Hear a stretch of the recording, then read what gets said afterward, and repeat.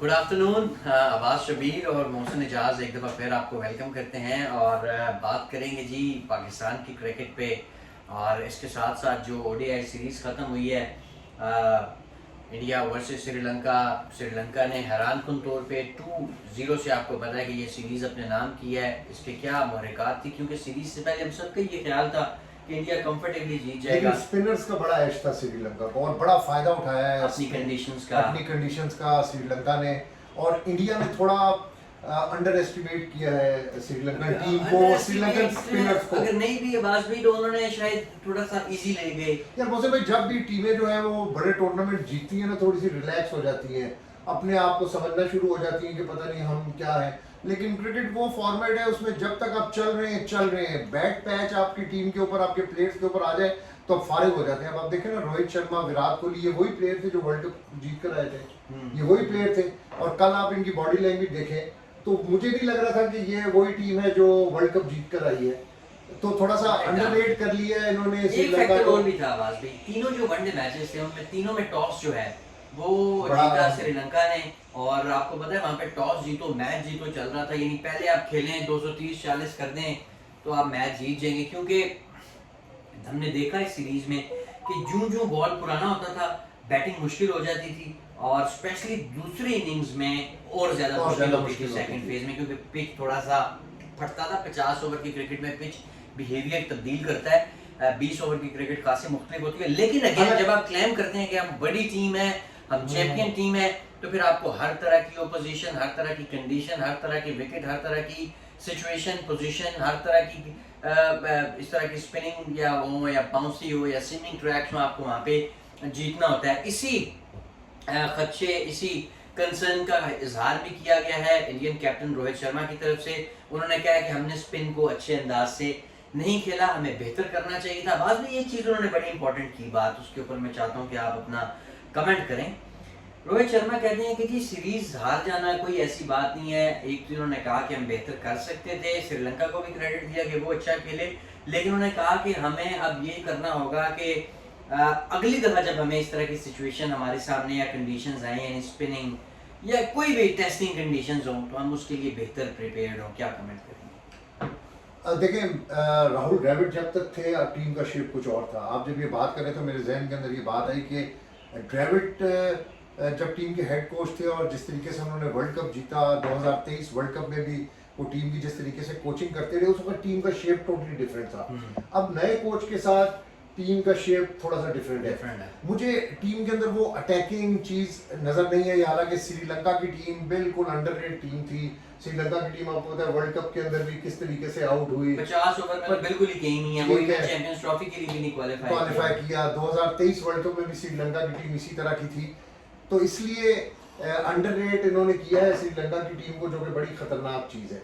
आप जब एक विनिंग ट्रैक के ऊपर होते हैं, जब आप विनिंग पोजीशंस के ऊपर होते हैं, बड़ा इवेंट जीत कर आए होते हैं, तो आपका मोराल बहुत अप होता है। लेकिन टीम कोच और टीम मैनेजमेंट का बहुत ज्यादा रोल होता है मोहसिन भाई, आपको पता है हमेशा से आपके कोचेस के ऊपर आपकी पूरी टीम डिपेंड कर रही होती है। और मैंने 2023 में राहुल द्रविड़ की कोचिंग देखी, राहुल द्रविड़ को मैंने फॉलो किया, मैंने उसको देखा कि वो किस तरीके के साथ टीम के साथ चल रहा है। दूसरी तरफ ये जो कोच है, मुझे इसकी बॉडी लैंग्वेज के अंदर थोड़ा सा प्राउडनेस, थोड़ा सा किसकी, ये इंडियन टीम का जो कोच है। अच्छा, ये गौतम गंभीर की जी गंभीर की मैं बात कर रहा हूँ कि जो कोच है इसकी बॉडी लैंग्वेज डिफरेंट है। द्रविड़ की बॉडी लैंग्वेज अपना मिजाज था, बड़ा कूल प्लेयर था। गंभीर अपने क्रिकेटिंग कैरियर के अंदर भी बड़ा एग्रेशन मुख्तलिफ मौकों के ऊपर आपने उसकी देखी होगी, कमेंट्स भी, पासिंग आपने देखे होंगे। कोच कलकत्ता नाइट राइडर्स के साथ बड़ा मैं नहीं बात कर रहा कि वो अच्छा नहीं है, मैं कंपेयर कर रहा हूँ। मेरी नजर के अंदर द्रविड़ एक बहुत बड़ा कोच था, और जब आप स्विच करते हैं किसी भी नए कोच में, ट्रांजिशन होती है, तो उसमें थोड़ी सी आपको मुश्किलात होती है, और वही मुश्किलात जो है वो इंडियन टीम को हुई है, और इसका एज और इसका भरपूर फायदा उठाया श्रीलंकन टीम ने। अच्छा, मुझे ये बताएं कि श्रीलंकन टीम ने ये फायदा उठाया, लेकिन अब आईसीसी चैंपियंस ट्रॉफी आ रही है भाई, इस डिबेट में हम नहीं जा रहे कि कहाँ पे होगी, इसको एक सेकंड के लिए साइड पे रख दें। लेकिन आपको पता है 50 ओवर की क्रिकेट अब बड़ी कम हो गई है। इस सीरीज के बाद इंडिया की जो अगली सीरीज है, आपको पता है कब है? चैंपियंस ट्रॉफी से सिर्फ 10 दिन पहले। उसका क्या मतलब है कि जब आप आईसीसी चैंपियंस ट्रॉफी का स्क्वाड अनाउंस करेंगे तो आपके पास इसके बाद अब 50 ओवर की कोई क्रिकेट नहीं है। तो अब ये रिजल्ट और टीम की सिलेक्शन भी आपने करनी है, कैसे इसको मैनेज करेंगे?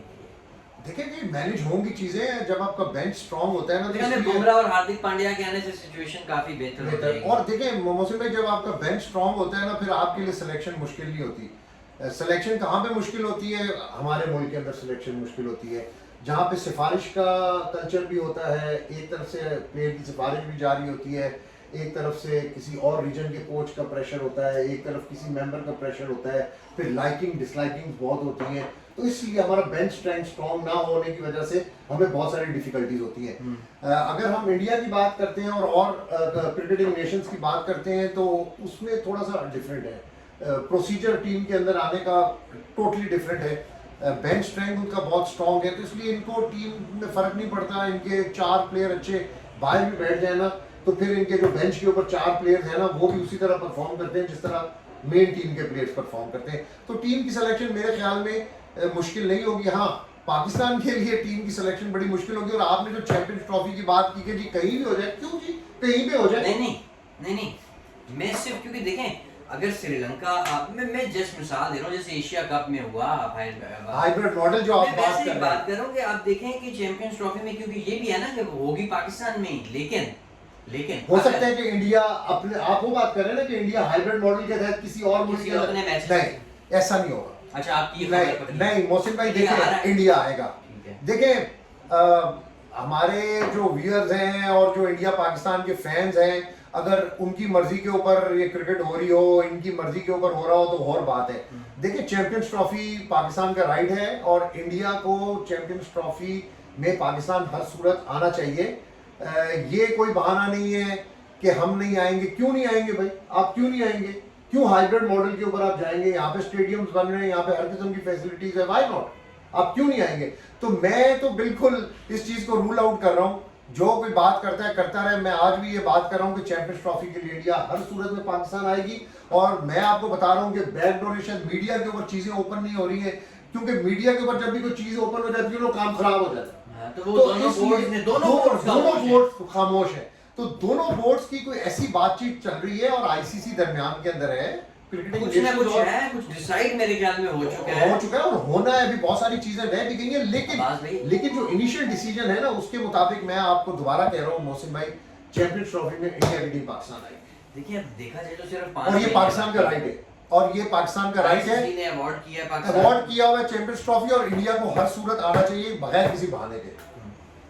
अच्छा अब्बास भाई, मुझे अब ये बताएं कि आपको पता है कि पाकिस्तान क्रिकेट टीम का जो अगली सीरीज है बांग्लादेश के साथ है, नसीम शाह की वापसी हुई है, कैसे देखते हैं? बांग्लादेश को पिंडी की विकेट हरा लेंगे?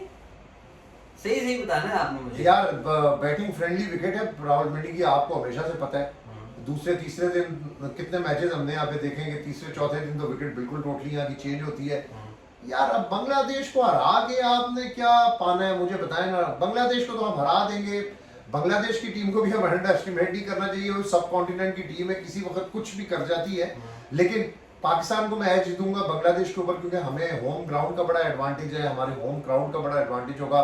यहाँ पर टेस्ट मैच हो या वनडे हो या T20 हो, हमारा जो क्राउड है ना वो क्रेजी है क्रिकेट के लिए। और अब टेस्ट के 5 दिन भी बांग्लादेश के खिलाफ हो, चाहे आप जिम्बाब्वे को बुला लें, चाहे आप किसी भी टीम को बुला लें, जो क्राउड है वो पाकिस्तानी प्लेयर्स को देखने के लिए ग्राउंड में स्पेशली आता है। रावलपिंडी हो, लाहौर हो, कराची हो, पेशावर हो, जहाँ पर ग्राउंड कूलर है। तो इसलिए मैं समझता हूँ मोहसिन भाई कि जो बांग्लादेश के खिलाफ सीरीज है ये पाकिस्तान के लिए एक टेस्ट केस है। नया कप्तान है, नई मैनेजमेंट होगी, सारी चीजें नई हैं। देखें क्या होता है। अब ये तो हमें प्लेयर्स की बॉडी लैंग्वेज से पता लगेगा। यकीन से कह सकते हैं कि पाकिस्तान बांग्लादेश को टेस्ट हरा देगा? हाँ, मैं यकीन से कह सकता हूँ कि पाकिस्तान बांग्लादेश को टेस्ट हरा सकेगा। लेकिन टीम के अंदर डिसिप्लिन होना चाहिए, टीम के अंदर यूनिटी होनी चाहिए। प्रॉपर एक यूनिट बनकर खेलेंगे तो आप बांग्लादेश छोड़ के आप आगे भी बड़ी फर्दर सीरीजेज हैं, आपने वो भी खेलनी है। तो फोकस बेसिकली वो करना है। लेकिन अभी तक हमारे पास मैनेजर टीम का कोई भी नहीं है। ठीक है, वकार यूनुस आ गए हैं, मिसबाह उल हक का भी मैंने सुना है कि वो भी करीब क्रिकेट बोर्ड के अंदर आ रहे हैं। ठीक है ना। और बात करिए फिर। वो ठीक है, अभी चेक करें ना, अभी इसके ऊपर हम आगे। मैं अक्सर एक बात कहा करता हूँ, बात भी पाकिस्तान की क्रिकेट थी, आप लोगों को बताते हैं किस दिन मतलब ऊपर से नीचे जाना शुरू, जिस दिन हमने ना उस जमाने में 32 साल, मैं अक्सर ये बात कहता हूँ, 32 साल सुपरस्टार मोहम्मद यूसुफ को हमने ड्रॉप करके 33 साल फ्यूचर स्टार मिसबाह-उल हक को पाकिस्तान टीम में शामिल किया था, उसके बाद बस हमारी क्रिकेट का डिक्लाइन शुरू हो गया बाज भाई। तो अब यार देखें ना, अब आपके पास बस सिर्फ मिसबाह वकार हाँ, ये बड़ी अच्छी डिबेट, ये बहुत अहम डिबेट चल रही है कि हमारे पास शायद क्रिकेट के अंदर ये दो ही लोग हैं, इसके अलावा हमारे पास कोई भी नहीं। ये तो चले और डिबेट है, लेकिन आप देखें कि इब्रार को इन्होंने शामिल किया। पहले भी इब्रार को ये बिठा देते थे, बाबर आजम साथ लेकर जाता था, बिठा देता था। अब एक स्पिनर इन्होंने शामिल किया है, हुरैरा की एंट्री हुई है टीम के अंदर, और बाकी तो वही स्क्वाड है, वो जो ऑपरेशन क्लीन अप और वो क्या पोस्टमार्टम के क्या था, सर्जरी, वो सर्जरी जो होनी थी वो भी कोई सर्जरी तो नहीं हुई, वो भी सिर्फ बातें ही थी। यही सर्जरी हुई है कि शाहीन आफरीदी के खिलाफ खबर चल गई, उसको उधर बिठा दिया, उसको कप्तान बना दिया, और ये टीम अनाउंस करके Wahab Riaz as it is मशवरे देने के अंदर मौजूद है अभी भी वो। नसीम शाह ने गुफ्तगू की है, जरा उसके ऊपर मैं आपको 2-4 जुमले उनके बोलता हूँ ताकि उसके ऊपर आप अपनी राय का इजहार करें। उन्होंने कहा कि सबको अब एक होकर खेलना होगा। ये बड़ी मीनिंगफुल बात है। मैं तो एक भाई, मैं तो आपको कह रहा हूं ये थे ही नहीं है। अब ये इसको मैसेज सबको अब पाकिस्तान के लिए खेलना होगा। पाकिस्तान के बारे तो में ये पढ़ाया, ये पढ़ा लिखा उसने बात की है, इसमें कोई इस तरह तो बात नहीं, गलतियों से सीखना होगा। हमारा पीछे कुछ टाइम अच्छा नहीं गुजरा, इसमें कोई शक नहीं, हमने अच्छी क्रिकेट नहीं खेली। इस तरह का वक्त हर टीम पर आता है और तब तक होता है जब आपकी टीम अच्छा परफॉर्म नहीं करती। और बाकी उन्होंने कहा कि कोशिश करूंगा कि वापसी हो रही है और अच्छा परफॉर्म करूं, और बाकी कह रहे हैं कि अपनी गलतियों से सीखना। इसका मतलब है प्लेयर्स को भी पता है कि हमने अच्छा नहीं किया जो किया है। सबको पता है ना कि भाई इधर क्या होता था, वो अच्छा नहीं किया जी, सबको पता है। और सबको देखें, असल में ना, अब आप किस मैनेजर को लेकर गए थे अमेरिका, जो खुद लोग खिलाड़ियों के अरेंज कर रहा था फंक्शंस डॉलर्स के चक्कर के अंदर, उधर टीम ने क्या खेला था।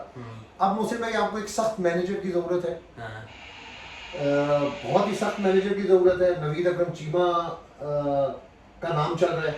मैं समझता हूँ कि नवीद अकरम चीमा को अगर मैनेजर बनाते हैं तो बड़े ईमानदार आदमी है वो, एक्स ब्यूरोक्रेट रहे हैं वो, चीफ सेक्रेटरी पंजाब भी रहे हैं, और उनके दौर में उन्होंने जो चीज नहीं कर सका। और ये ऑस्ट्रेलिया जब टीम गई थी ज़का अशरफ साहब के आखिरी दौर में, और वो एक वीडियो लीक हुई थी कि खिलाड़ी खुद सामान उठा रहे हैं, और ये चीमा साहब पर यहाँ पर ट्रॉलर्स, जो 2-3 ट्रॉलर्स थे, उन्होंने बड़ी तनकीद की थी यहाँ पर, चीमा साहब पर बड़ी तनकीद की थी। वो 2-3 जो ही वो बाबर आजम क्लब के फैन है ना, इमाम उल हक और बाबर आजम के, उन्होंने चीमा साहब के ऊपर बड़ी तनकीद की थी कि चीमा क्या है, इतना स्ट्रिक्ट हो गया है। और भाई स्ट्रिक्ट मैनेजर होगा, डंडा होगा तो ये खिलाड़ी ठीक होंगे। ये प्यार से मानने वाले लोग नहीं हैं, ये प्यार से मानने वाले खिलाड़ी नहीं है। जब तक स्ट्रिक्ट मैनेजर, एक ईमानदार मैनेजर नवीद अकरम चीमा जैसा आपके पास नहीं होगा तो आप कुछ भी नहीं कर सकते। और एक सख्त मैनेजर का होना जो है वो खिलाड़ियों को डिसिप्लिन के अंदर रखती है।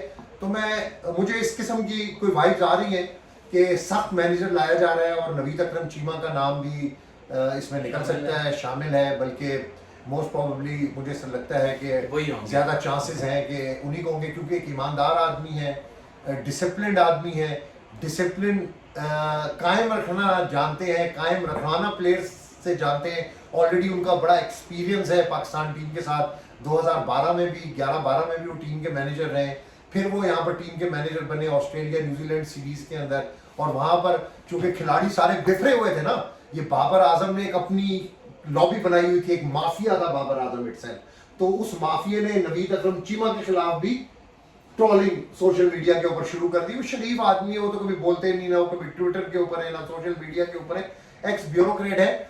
लेकिन अब जब अगर उनको मैनेजर बनाएंगे ना, तो बाबर आजम को मैं पूछूंगा, मैं उन ट्रोलर्स को पूछूंगा कि हुन डिसिप्लिन है या वहाब रियाज के टाइम के ऊपर डिसिप्लिन। बिल्कुल ऐसे ही है। तो नसीम शाह की टॉक चल रही थी, सॉरी इसलिए मैं मोबाइल पे मुसलसल देख रहा था कि कोई दिलचस्प जुमला मजीद अगर आता है तो आपके साथ शेयर करें। लेकिन इससे ज़्यादा क्या दिलचस्प होगा कि अब हमें ठीक करना होगा, यानी अब प्लेयर्स भी बरमला ओपनली इस बात का इजहार कर रहे यानी हैं, एतराफ कर पहले लिए एतराफ कर लिया कि पहले टीम के अंदर चीजें ठीक नहीं थी। इजाजत लें जी। इजाजत लेते हैं, अपना बहुत सा ख्याल रखिएगा। अगली वीडियो में मैं और अब्बास भाई दोबारा आपकी खिदमत में हाजिर होंगे, तब तक के लिए अल्लाह हाफ़िज़।